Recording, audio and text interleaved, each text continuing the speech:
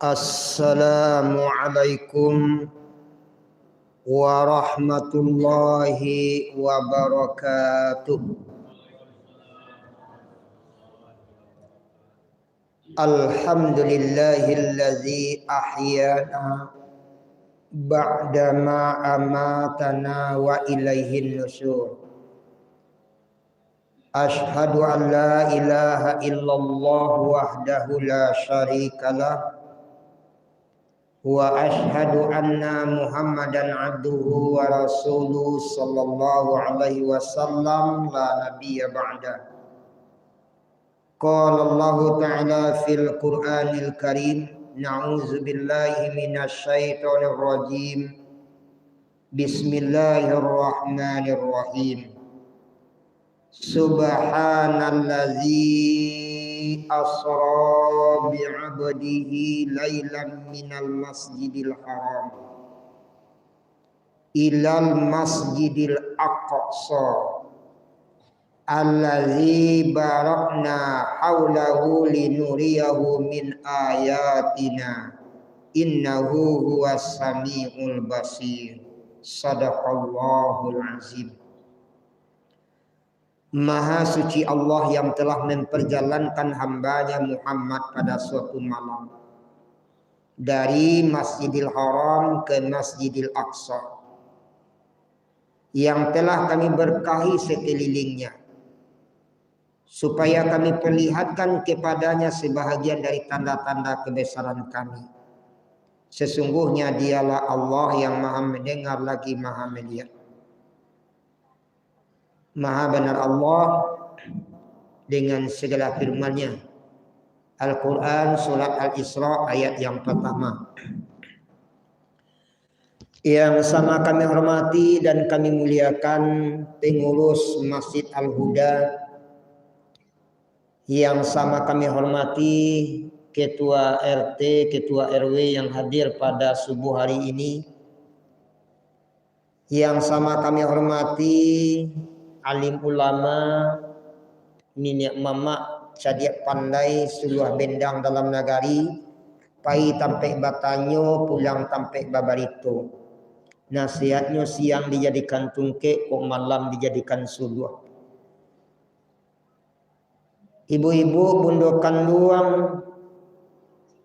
yang insya Allah adonyo bundokan luang ko idui suasana wadi. Tanpa doi bukan luang kuaha antahana kadisabui.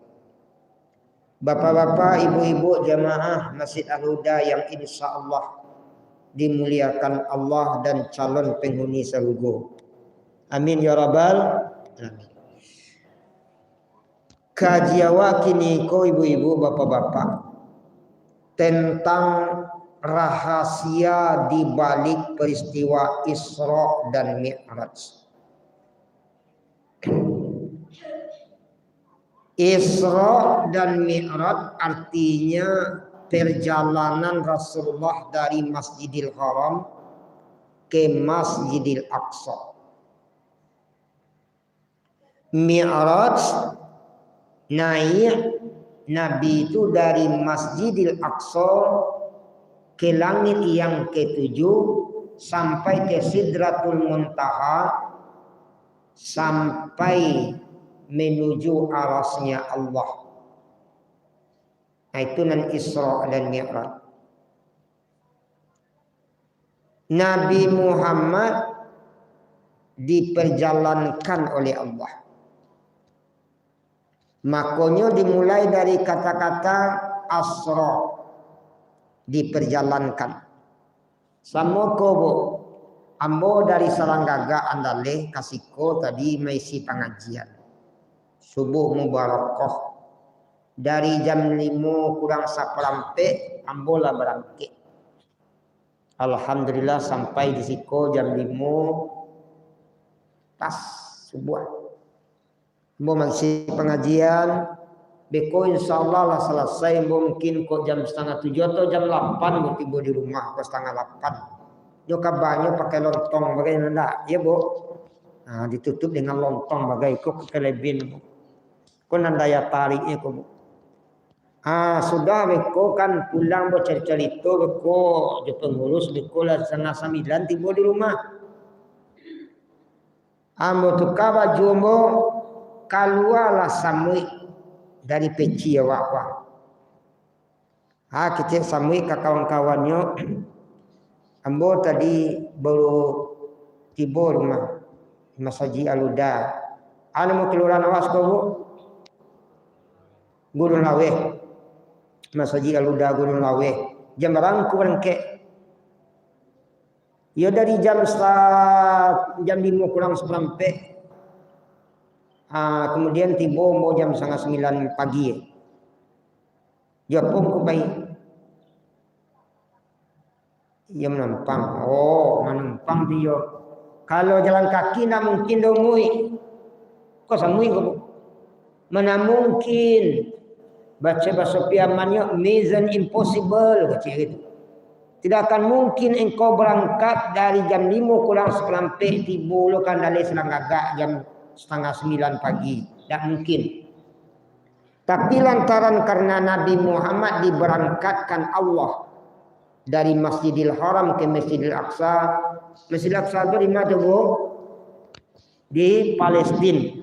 Jarak antara Masjidil Haram dengan Palestina itu lebih kurang 350 kilo. Jadi perjalanan itu berbulan-bulan waktu. Jadi Bapak Ibu, Nabi itu diperjalankan Allah, bukan bakandak. Makanya ayatnya dimulai dari Subhanallazi, Maha Suci Allah, Maha dari berbagai macam kekurangan. Apa yang melatar belakangi Nabi Muhammad itu diberangkatkan oleh Allah? Dan pertama menghibur Nabi, Bapak Ibu. Yang pertama meninggal paman tercinta beliau Abu Talib. Abu Talib ko pemimpin Quraisy. Kalau tiba di awak di Minang ko mama kapal wari. Angku dah tua. Ibaratnya gadang diamba tinggi dianjur. Kalau ada Abu Talib, siapapun segan. Baik Abu Jahal, Abu Lahab, Abu Sufyan, Abu Jamdo suara. Segan pak. Pernah Abu Lahab ya Abu Jahal mengecek kena ke Abu Talib. Dah. Ikut ada. Mentang rundiang kau dah sepatah dah. Ana rundiang kang sampaian. Ambo kita kan sama punya kemenakan. Namo kemenakan kita ko Muhammad. Lambo layangkan pandang kanan jauh, ambo tukiakan pandang kanan dake, ia ketukiak ia ke kemenakan ko.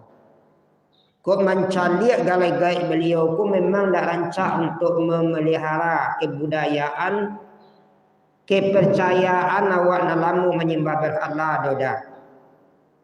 Kalau boleh dah buat minta nego kainyo 3 wagiah kainyo. Pertama harta kekayaan, yang kedua pangkat dan jabatan, yang ketiga wanita tercantik yang ada di Quraisy wagiah kainyo. Asalnya berhenti berdakwah. Itu rundian kalau sampai kau dah ternyata sampai rundian tu. Allah dah. Diambo sebagai saluran nasab penyambung lidah. Cuma dikopot ibu kemanakan tu dia sampai kejauh. Lah pulang pajawan berdua pak. Tiba di rumah. Tadi ada mamak paiti yang tiba 3 sekolah tu. Menyuruh berhenti berdakwah. Dia giang titi. Dia giang penisiran cak. Dia giang uang jabatan. Dia giang uang ketua RW siko. Kecik Muhammad bu, wahai pamanku, bulan matahari di tangan kananku, bulan di tangan kiriku, aku tidak akan pernah berhenti berdakwah. Never, tidak akan pernah. Sampai malaikat maut mencabut rohku. La yakin nang tak? Yakin. Seminggu satu balik lo Abu Jahal Abu Lahab balik. Keputusan dah. Pasan dari kemenakanmu nyo tak akan pernah berhenti berdakwah. Langkahi mayat ambo dulu, baru bisa wang mengaduahnya. Sehingga nak berani Abu Sufyan, Abu Lahab, Abu Jahal kok. Aman Nabi berdakwah Bapak Ibu. Aman ninggalah paman beliau Bapak.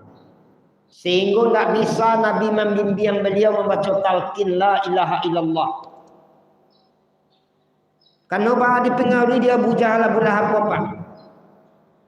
Akhirnya yang terjadi semenjak kepergian Abu Talib masih jadi kafir Quraisy menganiaya menyakiti Nabi. Seminggu setelah itu meninggal istri beliau Siti Khadijah. Siti Khadijah ko Bapak Ibu, iku adalah wanita terpandang dan terhormat, wanita terkaya. Segan orang lainnya Pak. Kalau jo pitih jangan ditanya oleh aneh ndak aja lagi ya. Maninggalan baduoko saja itulah basilan tehanganlah kafir Quraisy mengganggu beliau. Ibarat balam padi rabah. Itu bu balam padi rabah. Bak cando balam padi rabah. Kalau padi larabah tu bahkan do cando balam selain apa? Saja itulah karena dapat tekanan pahilah hijrah Nabi ke Taif antara perbatasan Mekah Madinah Pak. Tiba di sinan indah lo disambut baiknya lambu jebat durang bersama-sama Nabi Muhammad sampai badarahkan yang beliau tas tanda dari sedikit sebuah pohon kurma. Apa kata Jibril? Ya Rasulullah, izinkan aku hancurkan penduduk Taif. Dijawab di Nabi jalai. Nyodoan di Nabi. Inyo tu bukan jahe tapi belum dapat hidayah. Jangan. Satu saat nanti penduduk Taif akan memilih Islam. Pulanglah Nabi dalam keadaan berlumuran darah Bapak Ibu. Kalau dulu ada Siti Khadijah, ini tidak ada. Tidak ada paman beliau. Di tengah malam beliau bermohon kepada Allah. Ya Allah, ya Rabb. Di tempat mana lagi aku ini engkau tempatkan ya Allah. Kalau memang dengan cara begini aku diintimidasi, disakiti, aku rela ya Allah. Asal engkau redha terhadap apa yang aku lakukan itu. Itu menggetarkan aras bu. Setelah itu Bapak Ibu berangkat Nabi, datanglah malaikat Jibril nyoketu pintu. Assalamualaikum ya Rasulullah. Assalamualaikum ya Rasulullah. Dijawab di Nabi, waalaikumsalam. Wahai Muhammad kekasih Allah, hari ini engkau berangkat dengan kendaraan buruk dari Masjidil Haram sini ke Masjidil Aqsa. Barangkitlah Nabi naik kendaraan buruk Pak. Buruk tu kadang seperti kuda pakai sayap. Naik Nabi, kemudian Nabi di depan, Jibril di belakang. Berangkat. Pas sampai di Masjid Aqsa, Nabi menjadi imam. Menjadi imam di Masjid Aqsa. Naik ke langit yang ketujuh, bertemu je Nabi Idris, bertemu je Nabi Yusuf, bertemu je Nabi Musa, bertemu je Nabi Ibrahim. 7. Bu, ibu pernah ke langit bu? Bu, ada pernah ke langit gitu bu? Langit-langit mungkin pernah nak bu? Antara langit yang pertama je langit yang kedua tu bu, kan 7 lapis tu. Itu lebih kurang 150 tahun lamanya perjalanan. Langit yang pertama je langit yang kedua, itu lagi 150.000 tahun. Itu perjalanan jaraknya. Jadi malaikat Jibril hanya bisa menemani sampai ke langit yang ketujuh. Ibu di Sidratul Muntaha enggak bisa lihat Bapak Ibu, enggak bisa lagi. Kenapa? Enggak kuat. Apaslah sampai ketika Nabi Muhammad bertemu langsung bercakap-cakap Bapak Ibu, kata Rasulullah kepada Allah, At-tahiyatul mubarakatus sholawatu thayyibatulillah. Salam kehormatan buat engkau wahai Allah. Dijawab lo di Allah bu, assalamu alayka ayyuhan Nabi wa rahmatullah. Salam keselamatan buat engkau wahai Muhammad. Dijawab dari Nabi Muhammad, assalamu alaina wa ala ibadillahi sholihin. Salam keselamatan buat hamba-hamba kami yang soleh. Didoakan oleh Rasulullah. Makanya ba kalimat bi'abdihi Bapak Ibu. Karena ba Nabi Muhammad itu tetap menunjukkannya sebagai hamba Allah. Bapak Ibu yang dirahmati oleh Allah, maka Nabi berhadapan langsung dengan Allah dalam rangka melaksanakan perintah sholat. Bapak Ibu yang dirahmati oleh Allah, kalaulah mode itu Nabi diundang Pak. Kalau puasa cukup diperintahkan untuk melaksanakan ada ayat Al-Quran, zakat, haji. Tapi kalau sholat Bapak Ibu langsung benar diundang Nabi. Ya Muhammad diundang benar face to face. Diundang Pak Ibu. Ini kok suatu perintah Bapak dan Ibu. Sholat itu ibaratnya sama juga kepala juga badan. Bisa tak kita pisahkan kepala dari badan kita Bu? Bu, lebih bisa kepala dipisahkan di badan. Kalau tangan tak ada bisa jadi duit apa? Kaki tak ada bisa jadi duit. Tapi kalau kepala tak ada tidak mungkin saja. Asal itu. Kurang kalau lainnya komitmen dengan solat berjamaah, apa insya Allah akan berdirilah badan itu. Makanya hakimi solat, mendirikan solat. Bapak Ibu yang dirahmati oleh Allah, kalau kita mencoba mentelaah seketik Bapak dan Ibu, Nabi Muhammad itu diajak bakal liang mencari keadaan orang di neraka. Ada 3 gambaran orang yang di neraka itu Pak Bu. Yang pertama orang yang mencakar-cakar wajahnya. Bertanyalah Jibril, bertanyalah Nabi Muhammad, ya Jibril. Apa kejadian orang yang bantu ikut mencakar-cakar wajahnya? Dijawab di Jibril, itulah gambaran umatmu yang kebiasaannya sering membiak muka, menjelek. Ya Bu, ada Nabi menjelek Bu. Kalau bi menjelek bisuah, aku mungkunya cakar-cakar sudah. Banyu nang kasanang, banyu nang kadape ulang tenayu. Kemudian dilihat pula oleh Rasulullah ada orang yang lidah panjang Pak. 3 meter panjangnya. Panjangnya guntiang. Yang gigi panjangnya lihat. Batanya ya Jibril, ku apa lo kejadian orang tak kau?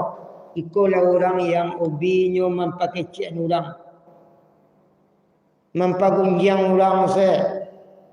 Dan bona mempagunjang mempakecian samunya. Lidah panjang. Ada lo dicari di Nabi Bapak Ibu pawinya ku kadang. Sudahlah kadang badan kuli. Ditanya oleh di Nabi ku apa kejadian ikulah orang yang memakan atau anak yatim, orang yang bau sawo makan riba. Dia riba ku papa ibu-ibu alih yu bunyian. Bungo nama. Ada ibu yang tak suka bungo ku? Bungo bang. Bungo tu sama dari riba ku. Nya bungo istilah. Kemudian ada dilihat oleh Nabi orang yang memberikan beban labare bu. Labare. Inyo tambah je celai. Balik inyo tambah je celai. Batanya Nabi ke Jibril, ya Jibril, iku apa kejadian masalah orang kau? Ikulah manusia yang memang beban berat amanah selalunya pikul. Ketua RT yo, ketua RW yo, ketua masjid yo, ketua pemuda yo, ketua arisan yo, ketua jula-jula tembak yo, ketua lebo ibu PKK yo, majlis taklim yo. Ketua lain, ketua konstitusi yo, ketua bak sampah yo, ketua penjaga masjid yo, ketua garim yo. Sadualah ketuanya jadi tapi nak dalam mengkui jalan. Orang nak bantu iko bisuak baban balik tambah celai, baban balik tambah celai. Di Serugo Nabi di calian ada orang yang menanam kini tumbuh langsung. Nyo tanam durian tumbuh langsung. Tak pakai perantara. Nyo tanam pokat tumbuh langsung. Ikolah orang yang mempersiapkan amal ibadah dari kini Bapak Ibu. Jadi Bapak Ibu, Isra dan Mi'raj itu merupakan pelajaran yang berharga bagi awak. Ba'a maka Nabi Muhammad ku dipanggil di hamba Allah karena Nabi Muhammad itu benar-benar hambanya.